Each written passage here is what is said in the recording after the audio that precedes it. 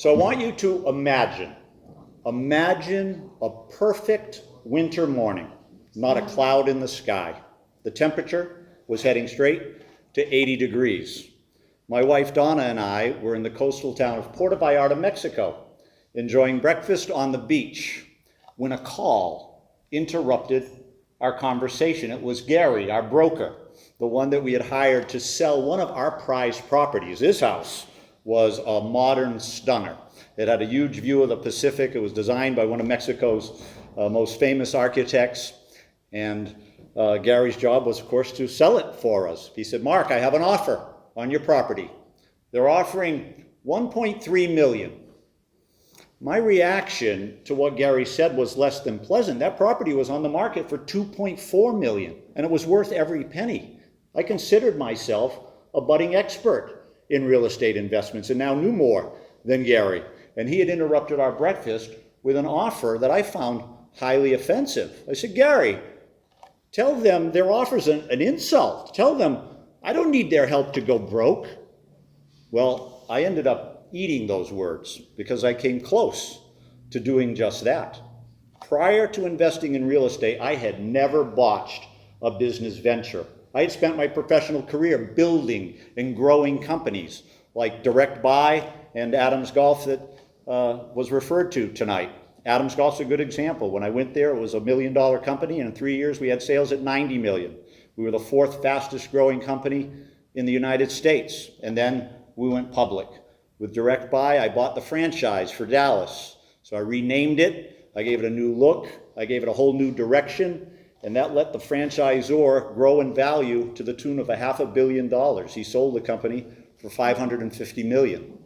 Then in 2005, Donna and I began investing in real estate. It was something we both loved, and we did pretty well at first. Then came that day when Gary called with that insulting offer. What I didn't realize at the time is the person who made the ridiculous offer, he knew something that I didn't. The cancer that became the recession of 2008 had begun to infect the real estate market. The person who made the offer knew that. I didn't. He knew that defaults on mortgages had begun to rise, that Wall Street was out there peddling junk bonds filled with poison. He knew that. I didn't. That offer was a black swan in the sky.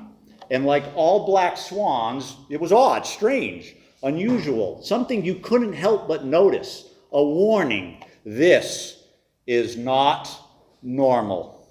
The worst mistake I ever made was denying what I saw. We all know what happened in 2008 because that's when the housing bubble burst.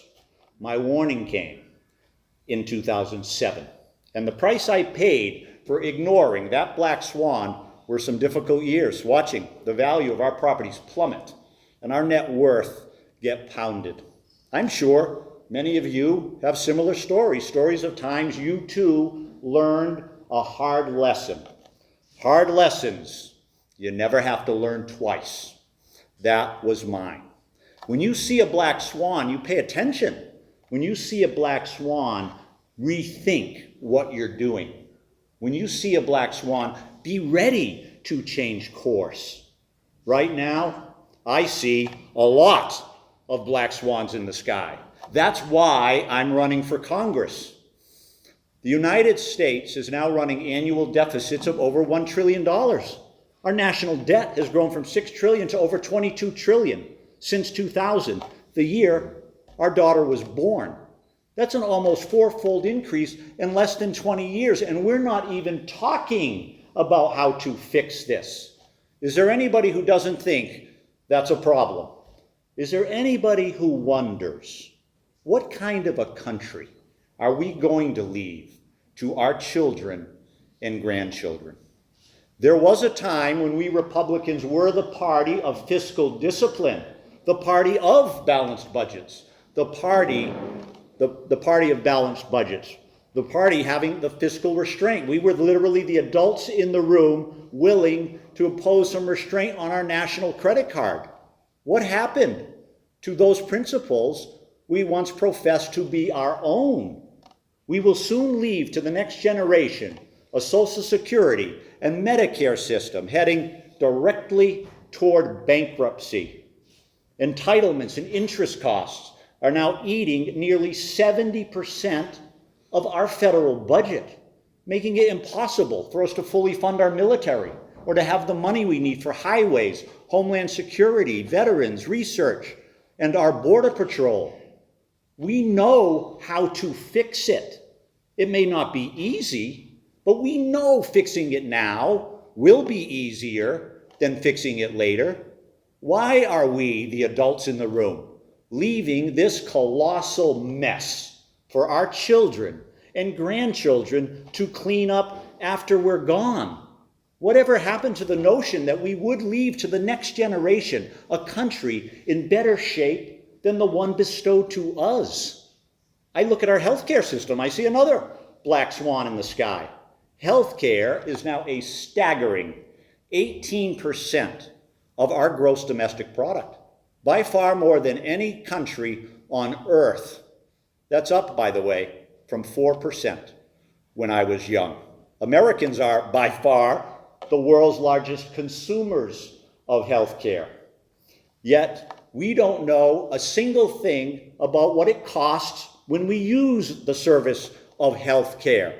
The only ones that really know are the doctors and the hospitals who bill the insurance companies who cut the checks.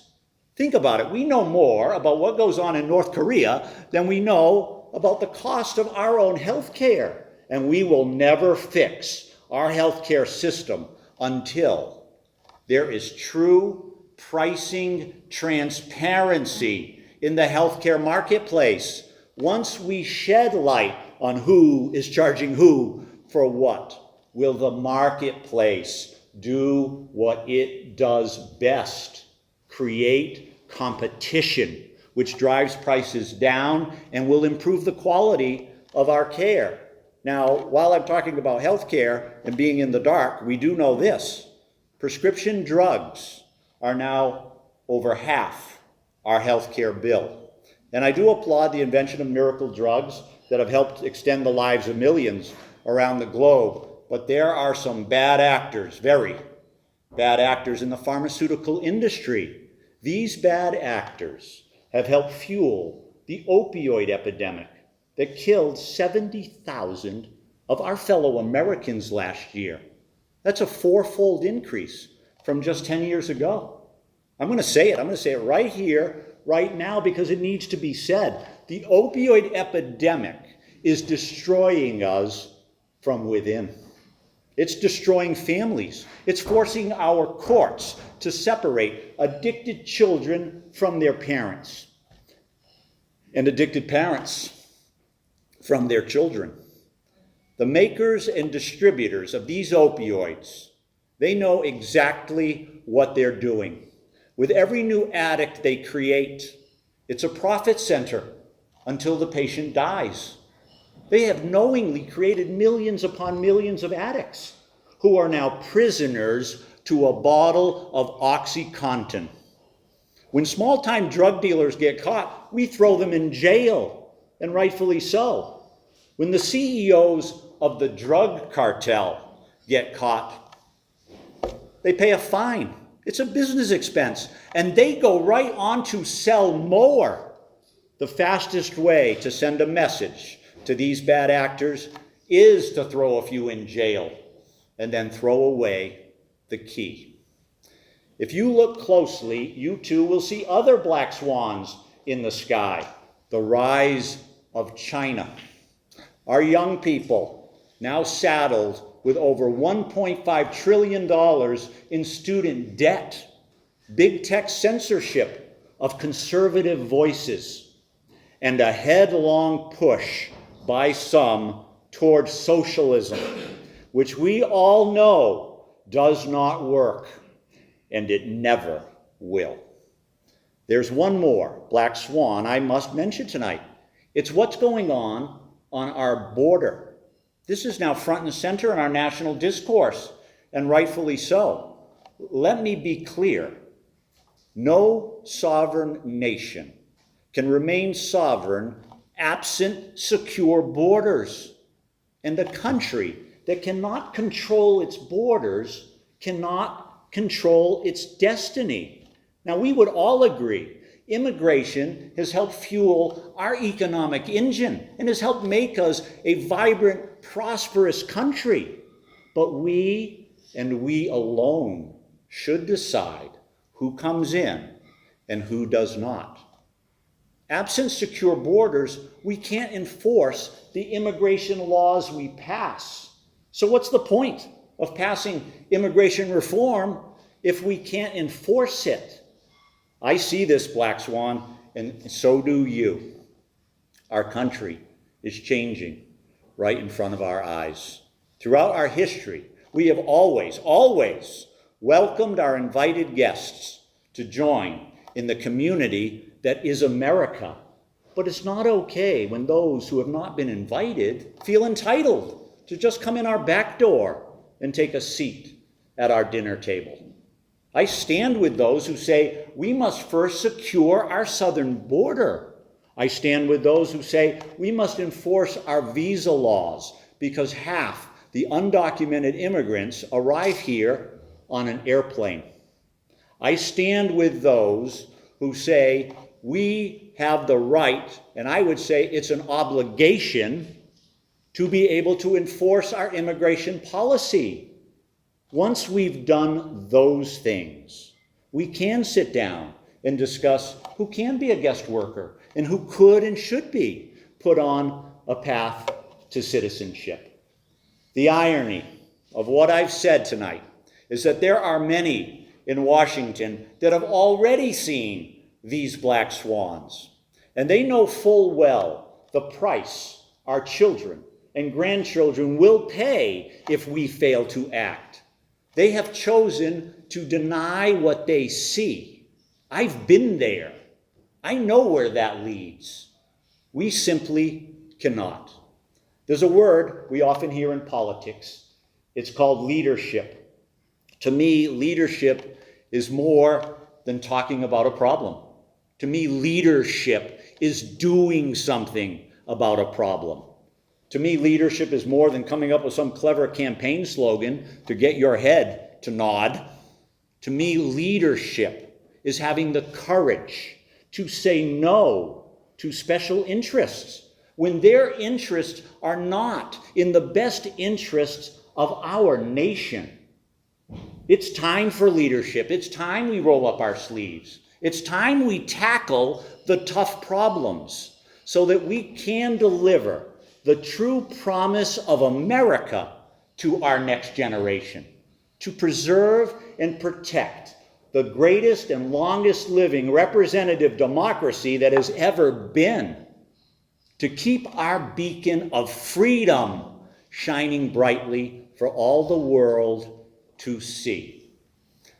God bless you. God bless our great state of Georgia and the United States of America. Thank you.